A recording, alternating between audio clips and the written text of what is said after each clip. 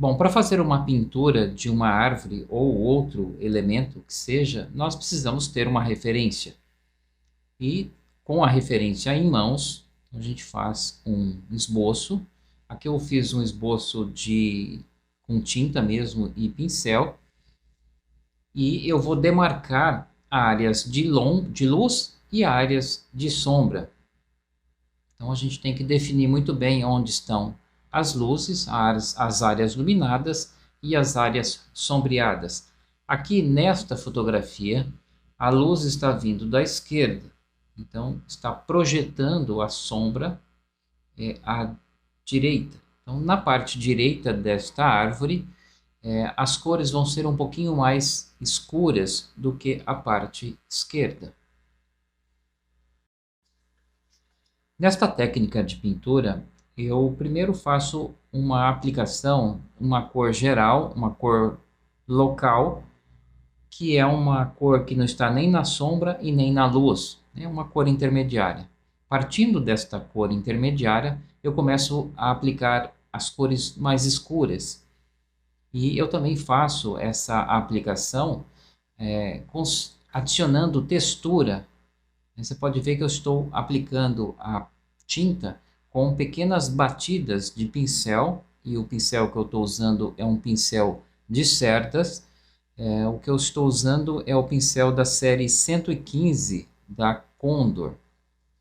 Ele é muito bom para fazer essa técnica de pintura, né? Então, aplicando com essas pequenas batidas, eu consigo fazer uma textura de folhas, né, de folhagens. Então, eu acrescento a cor local, cor da sombra e também em volta, né, na silhueta da árvore, eu também aplico com pincel menor, né, aqui eu estou usando um pincel número 0, estou aplicando, fazendo alguns detalhes de algumas folhas que saem fora da silhueta da árvore. Isso também é importante para não ficar uma árvore muito recortada, com linhas muito definidas. E uma coisa importante dessa construção da parte sombreada é fazer gradativamente. Você pode reparar que eu comecei com uma cor mais clara e venho aplicando as cores um pouco mais escuras, depois mais escuras, e assim eu consigo dar uma ilusão de tridimensionalidade na árvore. E vou aprofundando cada vez mais, com as cores mais escuras, alguns detalhes que vão dar essa ilusão de profundidade. A pintura que eu faço é em camadas. Então eu faço 3 camadas. Uma camada de cor local, espero secar, venho com a cor mais escura, espero secar e depois eu venho aplicando a parte iluminada. Então fica mais fácil aplicar as cores por cima de uma camada que está seca. Então agora, na aplicação da parte iluminada, como a luz está vindo da esquerda, eu vou aplicar um pouco mais de iluminação na parte esquerda, começando aqui pelo tronco, né? A parte esquerda está mais iluminada. E vou fazer a mesma coisa com a parte da vegetação. A parte mais esquerda recebe mais luz, então em alguns pontos vão ficar mais iluminados na parte esquerda.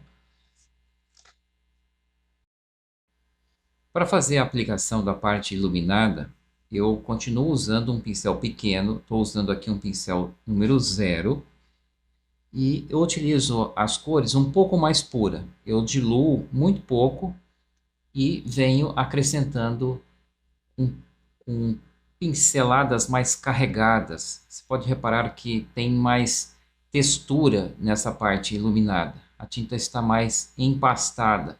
Isso faz uma grande diferença para a gente poder ajudar, né, dar essa ilusão de luminosidade.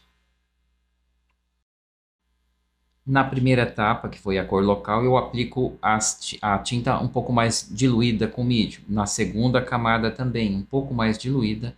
E na terceira camada, que é esta, então eu utilizo a tinta um pouco mais empastada. Então esse empasto ajuda a dar essa ilusão de luminosidade.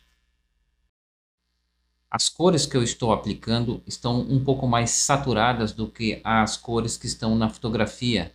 A fotografia está um pouco mais apagada. E na pintura, então eu acrescentei um pouco mais de verde, um pouco mais de amarelo, para ficar um pouco mais viva, mais intensa. A aplicação das partes mais iluminadas eu também faço gradativa. Eu vou aplicando cores cada vez mais claras. Eu começo com uma cor que é clara, perto das outras, né? E vou acrescentando mais amarelo, mais branco. E no final eu acrescento ainda mais branco em alguns pontos para dar uma iluminação, um brilho mais alto em determinados pontos, e isso ajuda nessa ilusão de tridimensionalidade. Então, essa gradação das partes mais iluminadas e também das partes mais sombreadas é uma coisa que você pode reparar quando você observar uma árvore do natural. Você vai ver que na parte sombreada tem diferentes valores. Todos eles são de valores mais baixos porque estão na sombra. Mas você pode reparar que tem vários valores, várias tonalidades de verdes na sombra e também na luz. Então, reproduzir isso numa pintura faz muita diferença. Quanto mais detalhes você colocar neste sentido de variações de tonalidades, a sua pintura vai ficar cada vez mais rica e mais realista. Bom, e agora eu sigo fazendo alguns pontos de iluminação mais alta, acrescentando cores mais claras e também mais quentes, né, como esse amarelo bem mais quente na parte iluminada. Na parte da sombra projetada, vou só acrescentar um pouquinho mais de azul, para deixar mais condizente com como é na realidade, né? Que as sombras são sempre mais azuladas em ambiente aberto, né? Por conta do reflexo do céu. E um último ponto que a gente pode aplicar na pintura de uma árvore, que isso também faz muita diferença no aspecto visual final de uma pintura de árvore, é abrir espaços entre os galhos, né, entre as folhas, né, deixar espaços vazados. Isso acontece na natureza e então a gente deve repetir isso na pintura. Bom, espero que essas dicas te ajudem a melhorar na sua pintura. Deixa aqui embaixo nos comentários se ajudou ou não. E eu vou ficando por aqui. Muito obrigado por ter assistido e nos vemos no próximo vídeo. Valeu!